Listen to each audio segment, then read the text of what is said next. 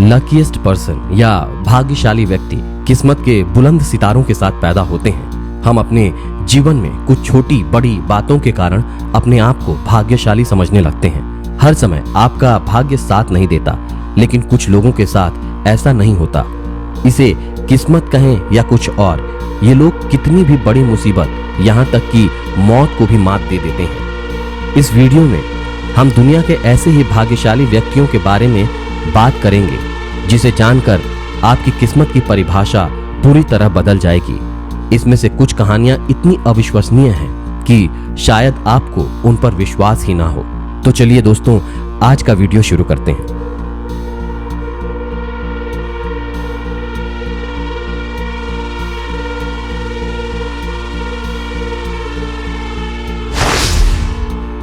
Australia में truck driver bill Morgan साधारण जीवन जी रहा था। 1999 में ट्रक चलाते हुए उसे दिल का दौरा पड़ा। उसे जल्दी से हॉस्पिटल ले जाया गया। क्योंकि बिल मॉर्गन का जल्द से जल्द इलाज करना अनिवार्य था, इसीलिए डॉक्टरों के पास उसकी मेडिकल हिस्ट्री देखने का समय नहीं था। डॉक्टरों द्वारा दी गई दवाओं से बिल को एलर्जी थी। एलर्जिक रिएक्शन के बाद बिल का हृदय रुक गया। चिकित्सा रिपोर्टों में है कि वो 14 मिनट के लिए व्यवहारिक रूप से मर चुका था।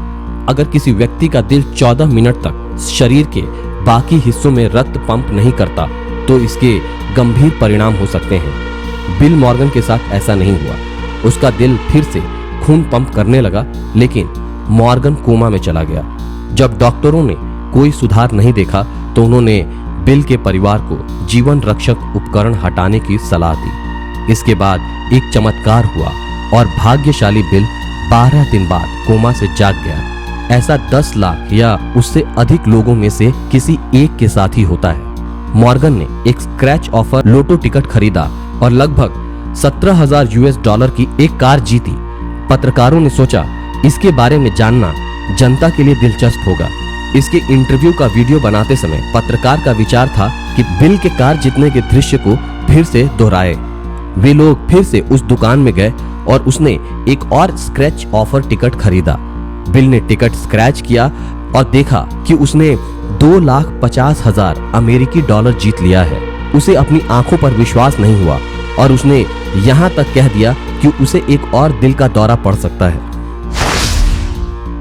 1971 में पेशे से ट्रक ड्राइवर एडविन रॉबिन्सन एक सड़क दुर्घटना का शिकार हो गया था। इस दुर्घटना के कारण वो अंधा और बहरा हो गया, लेकिन इसके 9 साल बाद 1980 की एक घटना ने उसे दुनिया के भाग्यशाली लोगों में से एक बना दिया। 4 जून 1980 को रॉबिन्सन तेज बारिश में एल्युमिनियम की बेंत लेकर अपने पालतू मुर्गे को तलाश रहा था। कुछ देर बाद बारिश के बचने के लिए वो पेड़ के नीचे खड़ा हो गया। अचानक उस पर तेज बिजली गिरी और वो बेहोश होकर गिर पड़ा। 20 मिनट बाद उसे होश आया और वो किसी तरह लड़खड़ाता हुआ घर में आकर सो गया। जब रॉबिन्सन शाम को सोकर उठा तो उसने पाया कि वो अपने सामने दीवार पर लगी घड़ी को देख सकता है। उसकी सुनने की शक्ति भी वापस आ गई थी। डॉक्टर विलियम एफ टेलर ने रॉबिन्सन की जांच की और पाया कि वो ठीक तरह से देख और सुन सकता है। डॉक्टर के अनुसार रॉबिन्सन की जान रबर के तलवे वाले जूते की वजह से बची थी। एक स्थानीय समाचार पत्र ने इस घटना की सूचना दी और ये भाग्यशाली व्यक्ति उत्सुकता का केंद्र बन गया। बाद में रॉबिन्सन ने यह दावा भी किया कि उसे गंजे सिर पर नए बाल उगने लगे थे।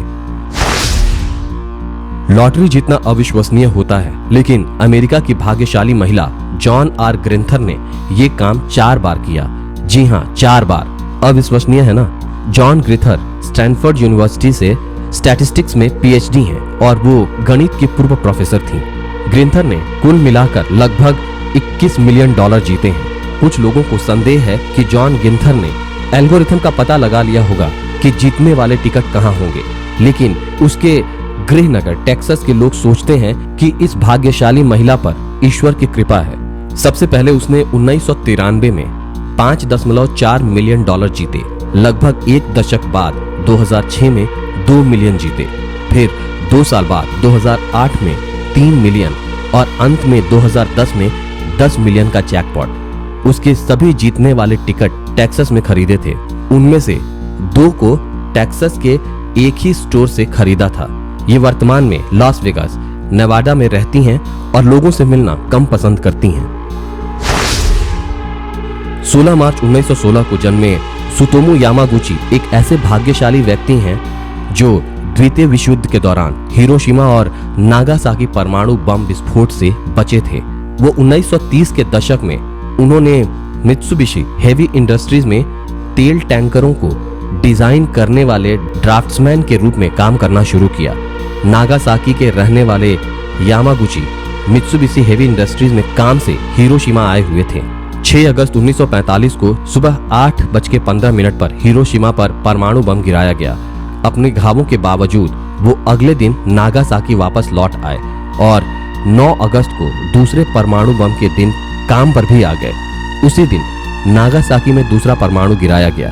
हिरोशिमा विस्फोट के कारण यामागुची को बाएं कान से सुनाई नहीं देता था। वो अस्थायी रूप से गंजे भी हो गए और उन्हें सालों तक उपचार करना पड़ा। इसके बावजूद यामागुची ने एक स्वस्थ जीवन व्यतीत किया।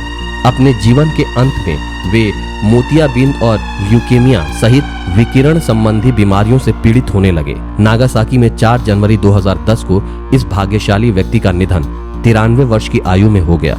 यामागुची पूरे जीवन परमाणु हथियारों के खिलाफ एक मुखर प्रदर्शनकारी बने रहे। आधिकारिक तौर पर जापान ने 2009 में यामागुची को जापान पर गिराए गए दोनों परमाणु बम से बचने वाले व्यक्ति के रूप में मान्यता दी। 9 मार्च 1985 को जन्मा मार्टिन डी जोंग एक पेशेवर साइकिल चालक था। वो अपने करियर में पेशेवर रूप से 10 टीमों के लिए खेला। मार्टिन डी जोंग को मलेशिया की टेरेंगानो साइकिलिंग में भाग लेने के लिए दुनिया भर की यात्रा करनी होती थी। उसने 2014 में दिए एक इंटरव्यू में खुलासा किया था कि पिछले 4 महीनों में आखिरी समय पर अपनी यात्रा की योजना को बदलने के कारण उसने 2 बार मौत को धोखा दिया। डिजोंग ने बताया कि वो उड़ान MH17 पर यात्रा करने वाला था, लेकिन अंतिम समय पर उसे पता चला कि वाया फ्रैंकफर्ट यात्रा करना सस्ता पड़ेगा। इस भाग्यशाली व्यक्ति ने MH17 की टिकट रद्द कर दी। बोइंग 777 को यूक्रेन के ऊपर मार गिराया गया था, जिसमें लगभग 300 यात्रियों की मौत हो गई थी। इस हादसे के लगभग 4 महीने बाद उसे एक रेस में भाग लेने के लिए ताइवान जाना था। उसने MH370 पर यात्रा करने का निर्णय लिया, लेकिन इस उड़ान से 1 घंटे पहले उसने एक दूसरी फ्लाइट ले ली थी, क्योंकि वो डायरेक्ट फ्लाइट थी। 2014 में मलेशियाई जेट MH370 हिंद महासागर में लापता हो गया, जो अभी तक नहीं मिला। एक बार फिर भाग्य ने मार्टिन डी जोंग का साथ दिया। डी जोंग के दावे की पुष्टि किसी भी स्वतंत्र स्रोत ने नहीं की है।